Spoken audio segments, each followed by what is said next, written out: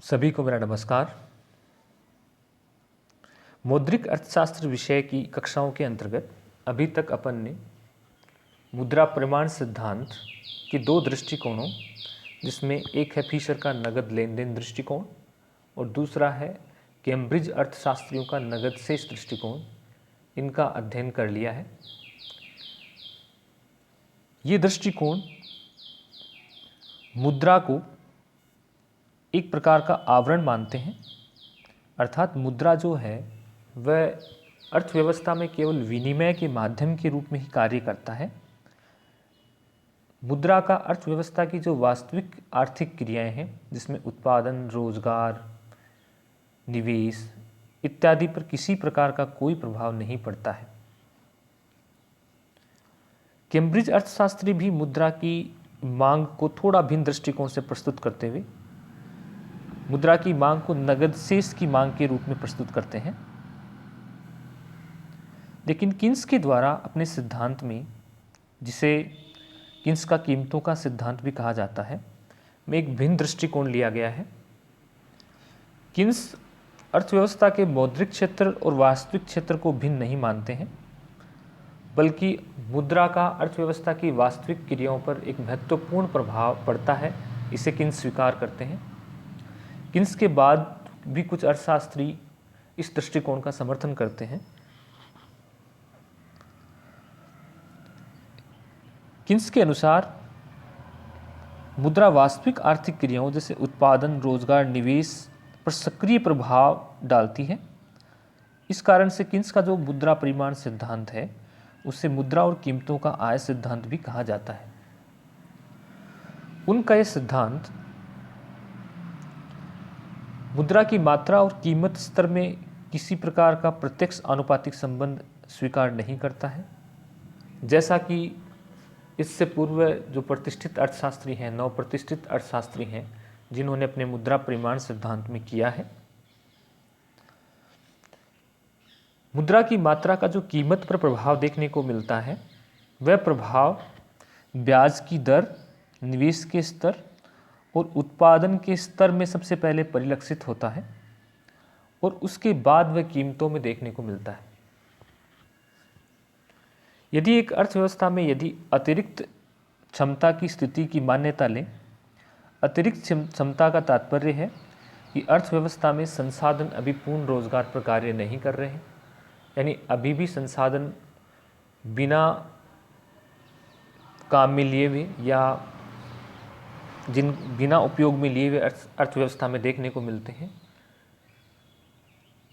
ऐसी स्थिति में यदि मुद्रा की मात्रा में वृद्धि की जाती है, तो सबसे पहला जो प्रभाव देखने को मिलता है वह ब्याज दरों में कमी के रूप में होता है। ब्याज दरों में इस कमी से लोगों के पास जो नगद शेष की परिसंपत्ति की मांग की जो पूर्ति है, यानी अधिक मुद्रा लोगों को अब परिसंपत्ति मांग के रूप में उपलब्ध होती है। यदि अपन यहाँ मान लेते हैं कि पूंजी की जो सीमांत कुशलता है, जिसे लाभ की प्रत्याशित दर भी कहा जा सकता है, वह स्थिर है, तो ऐसी स्थिति में ब्याज की दर जब गिरती है तो निवेश की मांग बढ़ जाती है। निवेश की मांग बढ़ने से अर्थव्यवस्था में उत्पादन, आय, रोजगार का स्तर बढ़ने लगता है। इससे एक तरफ तो लोग अधिक क्रय शक्ति के रूप में आय प्राप्त करते हैं, जिससे वस्तु और सेवाओं की मांग बढ़ती है। दूसरी तरफ अधिक मजदूरी के रूप में अर्थव्यवस्था में उत्पादन लागत में भी वृद्धि देखने को मिलती है।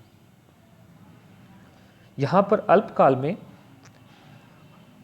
इस कारण से उत्पादन में घटते प्रतिफल प्राप्त होने शुरू होते हैं और परिणाम स्वरूप उत्पादन और आय बढ़ने के साथ साथ कीमतों में वृद्धि होने लगती है।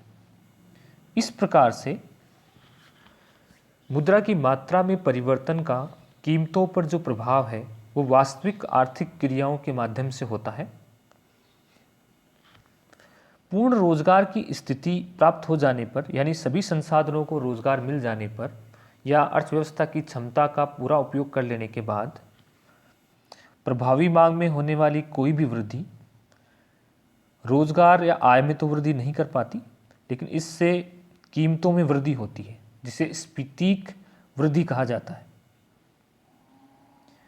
किन्स मुद्रा की मात्रा का जो कीमतों पर प्रभाव है उसके कार्य परिणाम श्रृंखला के रूप में उसे प्रस्तुत करते हैं। उनके अनुसार जो सबसे पहले जब अपन मुद्रा की मांग में या मुद्रा की मात्रा में परिवर्तन करते हैं तो उसका जो सबसे पहला प्रभाव होता है वो ब्याज दर में कमी के रूप में होता है। ब्याज दर में कमी से निवेश में वृद्धि देखने को मिलती है। इससे राष्ट्रीय आय और उत्पादन में वृद्धि होती है। इसका जो अगला चरण है उसमें है कॉस्ट ऑफ प्रोडक्शन जो है वो बढ़ती है और कीमतों में वृद्धि होती है। इस प्रकार से मुद्रा की मात्रा यानी मुद्रा की पूर्ति में किसी भी प्रकार का परिवर्तन ब्याज दर में परिवर्तन के माध्यम से निवेश में परिवर्तन लाता है। निवेश में परिवर्तन उत्पादन, रोजगार और आय में वृद्धि लाते हैं। इससे अर्थव्यवस्था में एक तरफ लोगों के पास क्रय करने के लिए अधिक पैसा आता है, वस्तु और सेवाओं की मांग में वृद्धि होती है और कीमतों पर दबाव उत्पन्न होता है। दूसरी तरफ मजदूरी बढ़ने के कारण से कॉस्ट ऑफ प्रोडक्शन में वृद्धि होती है और अर्थव्यवस्था में उत्पादन, रोजगार और आय के बढ़ने के साथ साथ कीमतों में वृद्धि देखने को मिलती है। किन्स के अनुसार मुद्रा की मात्रा में जो परिवर्तन होता है वो ब्याज दर में परिवर्तन के माध्यम से राष्ट्रीय आय, उत्पादन, रोजगार और कीमतों में परिवर्तन लाता है, लेकिन यही सफिशिएंट कंडीशन नहीं है। कुछ और ऐसे चर हैं अर्थव्यवस्था में जो इसको प्रभावित करते हैं। यदि मुद्रा की मात्रा में परिवर्तन हो भी जाए और उससे ब्याज दर में कमी हो जाए, लेकिन साथ ही यदि अर्थव्यवस्था में पूंजी की जो सीमांत कुशलता है उसमें यदि कमी हो जाती है तो इससे उत्पादन, रोजगार नहीं बढ़ता है और कीमतों में भी वृद्धि देखने को नहीं मिलती है। इसी प्रकार से जब मुद्रा की मात्रा में वृद्धि होने से ब्याज दर में कमी हो जाए, लेकिन अर्थव्यवस्था में लोगों की उपभोग प्रवृत्ति यदि कम हो जाती है तो इससे भी उत्पादन, रोजगार और आय में वृद्धि नहीं होती है और कीमतों में भी किसी प्रकार की वृद्धि देखने को नहीं मिलती है। इसलिए अर्थव्यवस्था में कई प्रकार के वास्तविक चर मुद्रा की मात्रा और कीमतों के मध्य एक सेतु का कार्य करते हैं। कहने का सीधा तात्पर्य है कि परंपरागत अर्थशास्त्रियों के विपरीत किन्स मुद्रा की मात्रा और कीमतों के मध्य किसी प्रकार का सीधा संबंध स्वीकार नहीं करते हैं। यानी यह परिवर्तन जो होता है वह वास्तविक आर्थिक चरों के माध्यम से होता है और अर्थव्यवस्था का वास्तविक क्षेत्र होता है वो मौद्रिक क्षेत्र पर निर्भर होता है। इसी प्रकार से मौद्रिक क्षेत्र वास्तविक क्षेत्र पर निर्भर होता है।